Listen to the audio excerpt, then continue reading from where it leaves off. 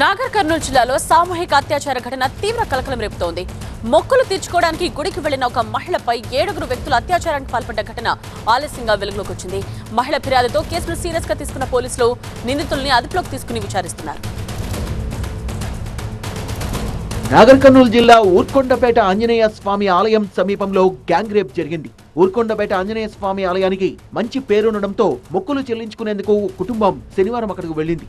ఏదైనా కోరిక మొక్కుకొని ఈ ఆలయంలో రాత్రి నిద్ర చేస్తే కోరిన కోరికలు తీరుతాయని భక్తులు నమ్ముతుంటారు. క్రమంలో కుటుంబం ఆలయానికి వెళ్ళగా వారిలో మహిళ కీచకులకు టార్గెట్ అయింది.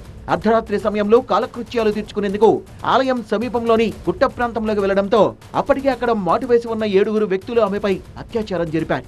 ఎంతసేపటికి మహిళ తిరిగి రాకపోవడంతో ఆమె బంధువు ఒకరు వెళ్ళగా ఆ వ్యక్తిపై దాడి చేసి బంధించారు. ఆపై మహిళపై సామూహిక అత్యాచారం చేశారు. జరిగిన ఘోరంపై బాధితురాలు ధైర్యం చేసి పోలీసులకు ఫిర్యాదు చేయడంతో ఈ ఘటన వెలుగులోకి వచ్చింది. ప్రతి ఒక్క ఐవీఎఫ్ క్లినిక్ లో మీకు ఈ డిస్కౌంట్ ఇస్తాము, ఆ డిస్కౌంట్ ఇస్తామంటారు. కానీ మేము బిడ్డని ఇస్తాం అని ఎందుకు చెప్పడం లేదు? మనం ప్రామిస్ కోసం డబ్బులిస్తున్నామా లేదా తల్లిదండ్రులు కావడం కోసం చెల్లిస్తున్నామా? నోవా ఐవీఎఫ్ దాగిన ఖర్చులుండవు, మీరు నమ్మగల నైపుణ్యం మాత్రమే.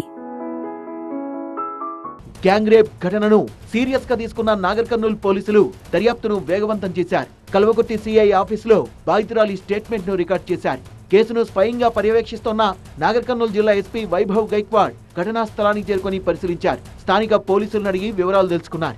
నిందితుల కోసం వేట కొనసాగించిన పోలీసులు 7 6 అదుపులోకి తీసుకున్నారు. మరొకరి కోసం గాలిస్తున్నారు. అదుపులోకి తీసుకున్న నిందితుల్ని ఓ రహస్య ప్రాంతంలో విచారిస్తున్నారు. వారి నేర చరిత్రపైన ఆరాధిస్తున్నారు పోలీసులు. గతంలో కూడా ఇలాంటి ఘటనలు జరిగాయా? ఆలయం దగ్గర ఈ కీచక బ్యాచ్ ఎన్నాళ్లుగా ఉంది?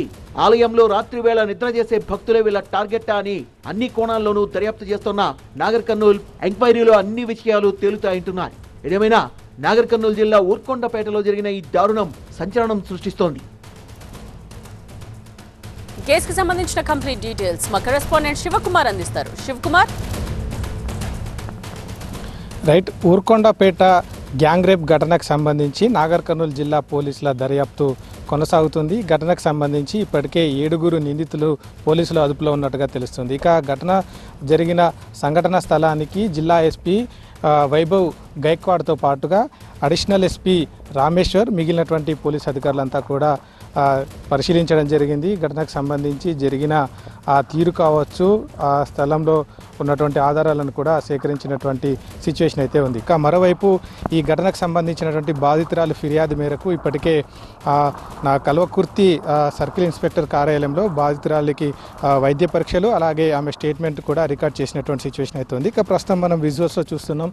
ఈ ప్రాంతం అంతా కూడా కొంత తాగుబోతులకు అడ్డాగా మారినట్టుగా అయితే చాలా స్పష్టంగా కనిపిస్తూ ఉంది. ఇక్కడ మద్యానికి సంబంధించినటువంటి సీసాలు, బాటిల్ అనేది పెద్ద మొత్తంలో దర్శనమిస్తూ ఉన్నాయి. అయితే ఈ మహిళ కూడా బాధిత మహిళ శనివారం రోజు ఇక్కడ ఆలయంలో స్వామివారికి మొక్కులు చెల్లించేందుకు వచ్చింది. ఇక్కడే రాత్రి బస చేసింది. అయితే రాత్రి ఆలయ సమీపంలో నిద్రిస్తున్న తర్వాత కాలకృత్యాల కోసం అక్కడ నుంచి గుడికి ఆపోజిట్లో ఉన్నటువంటి కొంత అడవి మాదిరిగా ఉంటుంది. అయితే అక్కడికి రావడం జరిగింది. అయితే ఈ విషయాన్ని మొదటి నుంచి కూడా ఆమెను గమనిస్తున్నటువంటి ఈ గ్రామానికి చెందినటువంటి ఈ 7 యువకులు ఆమెను వెంబడించి అక్కడ నుంచి ఇంకొంత దూరం లోపలికి తీసుకొచ్చినటువంటి పరిస్థితి అయితే ఉందంటే ఇదే ప్రాంతానికి తీసుకొచ్చి ఆమె పైన బలాత్కారం చేసినటువంటి పరిస్థితి అయితే ఉంది. ఇక ఈ మొత్తం ఘటనకు సంబంధించి అయితే నాగర్ కర్నూలు జిల్లా పోలీసులు చాలా సీరియస్గా తీసుకున్నారు. ఘటనకు సంబంధించి అన్ని రకాల ఎవిడెన్స్లను కూడా సేకరిస్తున్నటువంటి సిచ్యువేషన్ అయితే ఉంది.